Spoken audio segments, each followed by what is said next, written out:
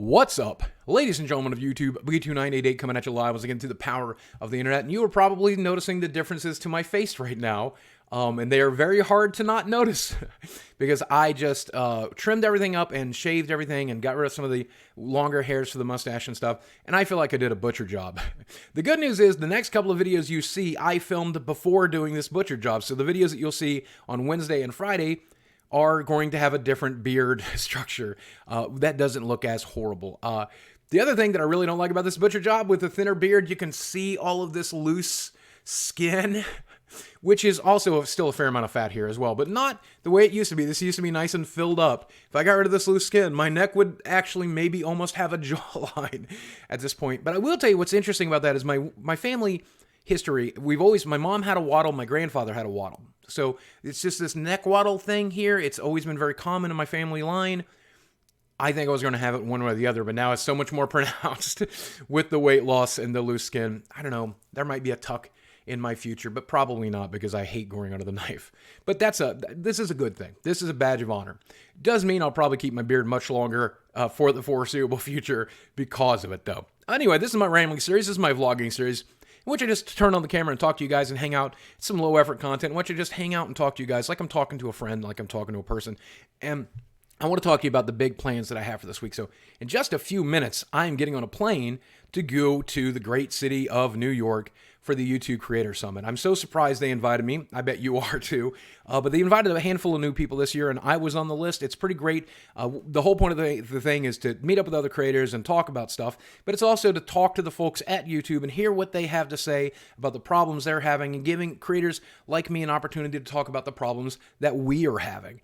And I'm having a lot of weird trouble with YouTube. There's been this weird subscriber purge over the last couple of days, which I lost 6,000, 10,000 subscribers all in one day for some reason, and I didn't even say anything offensive on a live stream or do anything really offensive. It's just probably one of those purges they do from time to time, but it'll be an opportunity to learn a little bit more about the ins and outs of YouTube and how it's working, and then hopefully when I get home I can share as much of that information as I learned with other creators here. So I'm really excited about the trip. There's some downsides to the trip though, and this is the point of the video. This is what I want to talk about. I want to talk about some of the emotions I'm having, some of the good stuff, some of the bad stuff, some of the issues I'm facing with traveling, and I want to share that with you because I think there's a lesson to be learned here, a lesson that I think I learned last night, and I want to share with you the lesson that I learned. So this is the first time I've traveled since gastric bypass surgery. It's also the first time I have traveled since the divorce. Now, I did go to Retropalooza, but that was a 5.5-hour car ride. This is the first time I'm getting on a plane and going to a new city and doing something big and weird and strange. And wow, am I processing some stuff. I'm processing some body dysmorphia stuff and confidence stuff and some divorce stuff and all kinds of messed up stuff in the last 24 hours. And I wanted to just create this video to talk about some of that. This time, I'll be sitting on a plane at 150 pounds less than the last time I was on a plane. I was about 550 pounds. Now I'm 375. That's a big, big difference. So I think I'm going to be a little more comfortable. I still bought 2 seats just to make sure everybody else is on the plane is comfortable as well. But I will be able to sit down more comfortably. I'll be able to walk to the back of the plane. I'll be able to get through the airport a lot easier. It's going to be a lot physically easier. And the trip itself in New York, I'll be able to do a lot more and participate a lot more. Though I did rent one of those mobility scooters as a backup because as I told you in a previous video, it looks like my lower back does have some scoliosis, some arthritis, and I need to protect that lower back. The last thing I want to do is permanent damage because I take a risk like this. 100 pounds from now, maybe we won't rent the scooter, but just to be safe right now, I don't want to damage my body.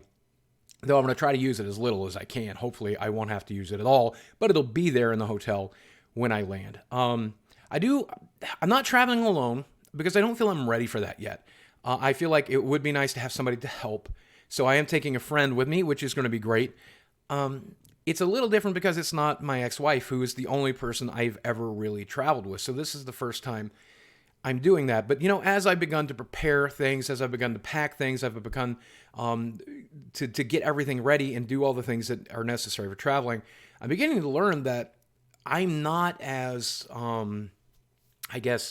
beholden to my morbid obesity or trapped by it as I used to be, or the back pain or the lymphedema or anything else.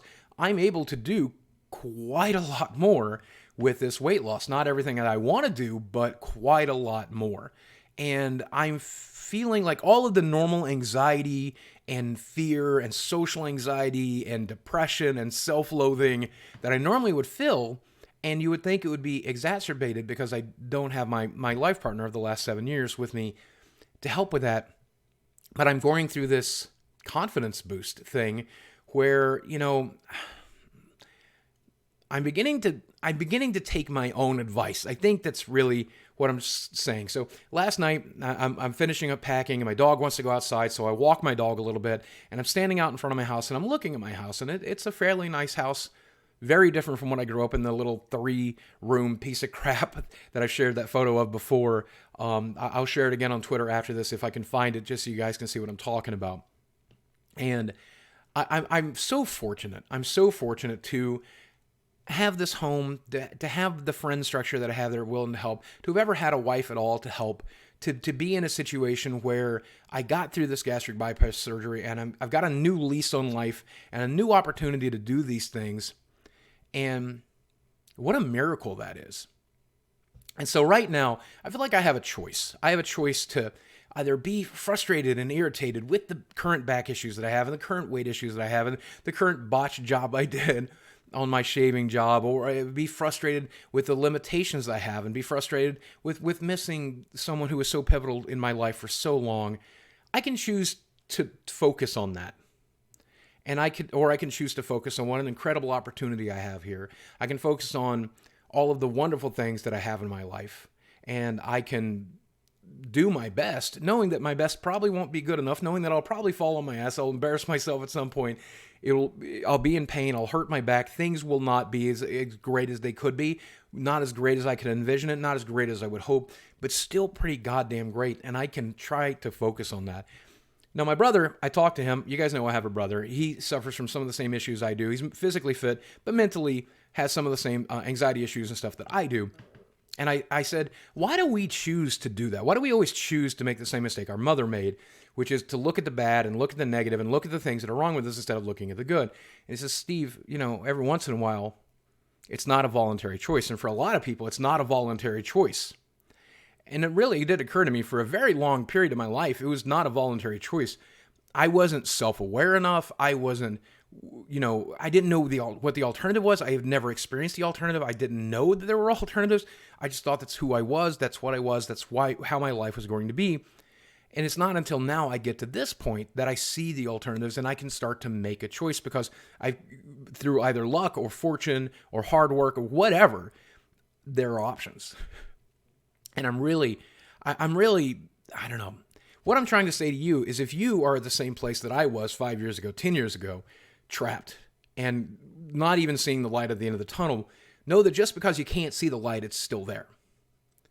And with enough hard work, enough dedication, enough outside help, enough willingness to ask for that outside help, with enough effort, with enough time, with enough patience, with enough luck, with enough everything else, all the other things that fed into my recovery, which I still have a long way to go and may not make it all the way, but I sure am going to die trying. If you use all of those things and you give it time and you have patience, you'll see that light because that light is always there. Even if it's too dark where you are right now, the light is always there. I wish I could have said that to myself 10 years ago. But I can say it to you now. So, whatever you're dealing with, whatever you're working on, whatever is going on wrong in your life, know there's a way out. And you'll find it. If I found it, you'll find it. So, I got a little emotional there. All right, well, I'm going to go get on a plane and have some fun. Try to have some fun. And try to figure out this whole YouTube thing and see what's going on with my channel, which has been freaking out. I don't know if I mentioned it earlier in the video, but I lost like 10,000 subs in a day, and I didn't say anything offensive on the internet, so I don't think that was my fault. I think it was like a YouTube purge or something like that. We'll go figure out what that is, figure out what I could do different, figure out what maybe they could do different. Maybe they'll listen to what I have to say, some of the stuff I've said here on the channel, and maybe if I learn something, I can come back here and share it with you guys. But hopefully, during all of that, maybe I'll have a little bit of fun and get some new pictures of some of my favorite creators. All of my old pictures are the fattest version of me. I want new pictures of the slightly less fat version of me. Is that selfish? Probably. All right. Wish I had a better beard for those pictures.